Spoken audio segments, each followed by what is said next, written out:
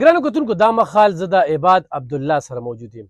د عثمانزو په دغه بازار کې په سوونو دوکانونه دي او دغه ټول دوکانداران په ده باندې اعتماد کوي. ډېر کم عمره په د کار انسان شپه ورځ په دغه خدمت کې لګیا وي. د چا د ټرانسفارمر مسله وي، د چا د لارې کوڅې مسله وي، د چا د تاڼه تحصیل مسله وي، یا چې کوم دی غم خادي وي، نو دې یا د وروڼه یا د والد صاحب په هغې کې بوخت وي. خو نن د ده سره په کاروباري لحاظ سره خبره ترې کوو. 12 کالونه په دې صوبه کې د پاکستان تحریک انصاف حکومت روان دی. بیا په دې ملک کې د سیول نافرمانۍ خبرې کېږي. په دې ملک کې 9 مایو شوله. په دې ملک کې بیا 24 25 26 یو بلیک ډے چې پریډ زون باندې حمله کېدله.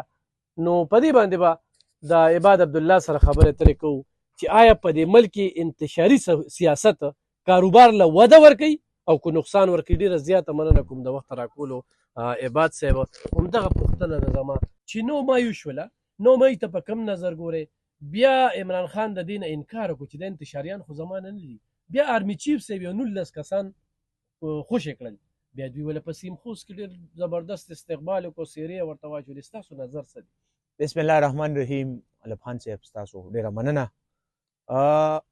لومبۍ خبره خو دا ده چې تقریبا په غون پاکستان کې زمونږ په دې صوبه کې موږ هم روزګار کوو. د ډېر وخت نه داسې نظر واچو پته لګي روزګار په 100 کې 30% ته راغلی.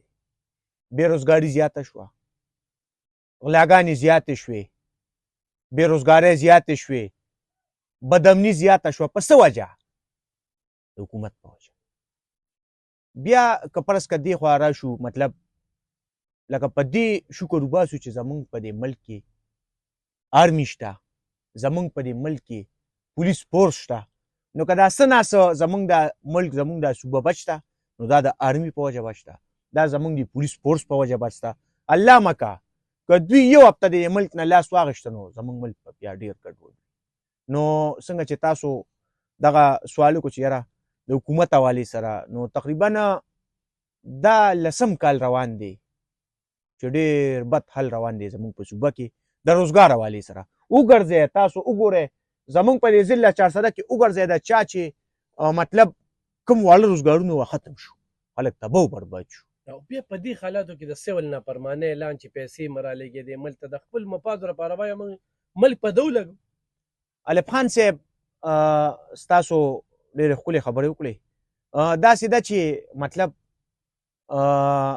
دا صوبه خو زمونږ هسې هم تباه شوه. صوبه زمونږ تباه شوه. تقریبا دا 11 کال روان دی د پی ټي آی د حکومت. 11 کاله دلته وشو د پی ټي آی د حکومت. تاسو نظر واچوئ د دې نه مخکې په حکومتونو نظر واچوئ، بیا په دې حکومتونو نظر واچوئ، نو دا صوبه په کوم حکومت کې تباه شوه؟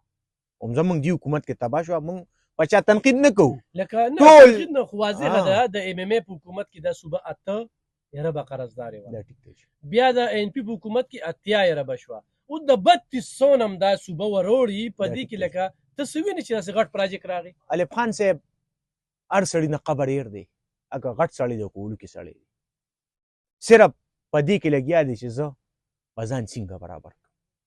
دا غم د چا سره نشته، د قوم غم نشته، د ملک غم نشته. بس هر سړی چې یو ځای ته ورسېده، هکه هر څومره ځان ته زبرګ وي، خو بس چې هلته بیا ورسېدو بیا هغه شی نه وي. انتشاري سیاست دې کله ولیده؟ الف خان صاحب هغه خو تقریبا د غونډې پاکستان د غونډ صوبې عوامو ته پته ده چې یاره تقریبا زمونږ دا ګورنمنټ چې شروع شوی دی یا د دې نه مخکې کوم ګورنمنټ شروع شوی دی، دې سره زمونږ حالات ډېر خراب شوي د غونډې صوبې.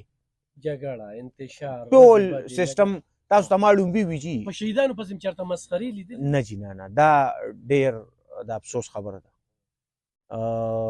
موږ ټول په دې ډېر مزاحمت کوو چې کم از کم یو سړی شهید شي، قرباني ورکړي، نو داسې نه دي پکار. دا خو د پښتو ملک دی، موږ مسلمانان یو، موږ کلمه ویلې ده. نو که یو سړي له عزت نه شو ورکولی، نو کم از کم بېعزتي به یې نه کوو. لکه دلې وخت کې چې کوم دی د فوج پسې مسخرې کېږي، غلط غلط ټویټونه کېږي، بهر ملکونو کې خلک ناست دي د فوج د کمزورو کېدو کوشش کوي. نو چې فوج کمزوري شي نو څه ګڼئ چې څه نقصان به وي؟ الف خان صاحب تاسو ته ما لومبي ووي که زمونږ د آرمي نه وه نو دا ملک په دې نه و، دا داسې حد ته رسېدلی دی. زمونږ سیاسي خلکو دا ملک داسې تباه کړ که د آرمي نه وه نو دا ملک په دې نن نه عمل په دې نن ډېرې قربانۍ شته پرون تاسو وګورئ په وزیرستان کې آرمي څومره قربانۍ ورکړي دي بل ورځ تاسو وګورئ په باجوړ کې بل ورځ تاسو وګورئ په کورم ایجنسۍ کې لکه دا ډېر ګران کار دی دا چې د چا په کور راشي د چا بچي شهید شي نو هغه ته پته لګي ښه دلته کې خلک لکه پوج پسې خبرې کوي نه چې کله هر څه ته باږي ته دغه شي نو کارکنانو ته عوامو ته بیا پوج په نظر کې واچي خو تاسو ګورئ په خیبر کې یو جرګه وشوله 2 میاشتې ټیم یې ورکړ چې دا 2200 کیلومتر بارډر د کولو کړي شو دي صوبې نه د پوج وځي دا د 3 میاشتو نه زیاته شوه بیانیه هم روکه شوه هغه خلک هم ورپسې روک شو خو په پښتنو په اوږه یې ټوپک کېښودل الف خان صاحب پښتانه خو دوی ارزه بدنام کړي دي ارزه شرمولی دي الحمدلله موږ پښتانه په دې پوهیږو دا زمونږ ملک دی دا زمونږ خوره ده او دا فوج دا پولیس دا او دا به زمونږ حفاظت کوي انشاءالله موږ په دې مطمئن نو ما یو واقعیت څنګه ګورې سرکاري ودانۍ وسوځولې شوې ور لوټ مارو شو بیا چې کوم دی نو دویمه د 26 دغه راله نو وي ګولې کیون چلایي نو چې هلته یې پرېښودل نو لوټ مار یې وکړو چې دلته یې رامنې کړل نو وي دونه لاپته لري او دونه مړه شو نو نه هغه لاپته ورته اوس دغه شته نه مړه کنفرم کولی شي الف خان صاحب ډېره 26 9 مای چې کومه واقع شوې وه نو دا ډېره د افسوس مقامو ټول ملک کې ټولې دنیا ته دا پته ولګېده چې مطلب په پاکستان کې یو انتشار دی ولې یو لیډر یو عام سړی که څه جرم وکړي نو دی به مطلب جیل ته ځي نو دی به بیا ته په قانوني لاره راوباسې د عدالت په لاره دا نه چې زه به غونډ ملک وسوځوم او دی به د جیل نه روځي نه دا ډېر غلط کار شوی دی او عدالتونه شته په دې دا غونډ پښتانه هم خفه دي او مطلب الف خان صاحب دا خو تاسو منئ که نه چې اوس زمونږ دا ضلع چارسده ده نو دې کې به مطلب 40,000 کسان ښکلي خلک وي دا 300 پکې انتشاریان وي نو د دې 300 په وجه بیا دا غونډ صوبه دا غونډ ملک بدنام شي نو موږ د دغه خلکو هېڅ قسمه حمایت نه کوو ښه عباد عبدالله صاحب تاسو دا ټوله بازار تاسو مشري کوئ ضرورت راغی آرمي ته ضرورت راغی غونډې ته خپل آرمي ته څه یقین دخاني ورکوي الحمدلله په دې موږ مطمئن یو چې څه وخت زمونږ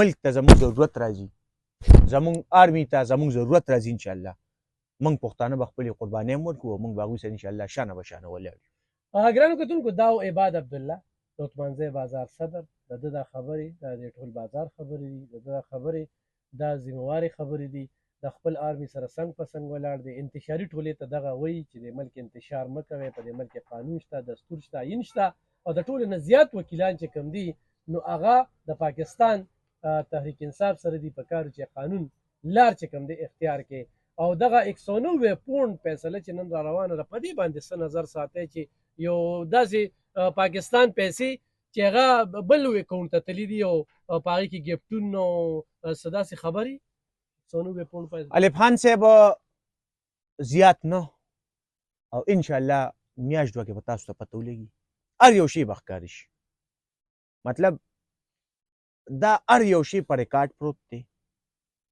هر یو شی ثبوت لري زه او ته دې ولې نه یو که ما کې غلا وي زه به هم ښکاره کېږم که تا کې غلا وي ته به هم ښکاره کېږي یو شی پټ نه پاتې کېږي پرون زه داسې یو ځای کې ناست وم چې هغوی وي چې 2-3 میاشتې راځي انشاءالله نو بیا به تاسو ته د رزلټ پته ولګي یعنې ملک به انتشاریانو نه بچ شي انشاءالله مزید به د انتشاریانو انشاءالله بچ شي نو خپل آرمي ته دا یقین ورکړي چې موږ د سره څنګ په څنګ ولاړ یو او دې وخت کې خو دغه ملک محفوظه دي دغه عوام محفوظه دي دغه څه ناڅه پکې پاتې دي لوټ مار پکې دغه سیاسي خلکو شروع کړی دی خو دا مخې ورله نیولې ده هغه دغه پاک آرمي ده نو دغه د دوی یقین دخاني وه انشاءالله بل پروګرام کې بیا حاضرېږو ډېره مننه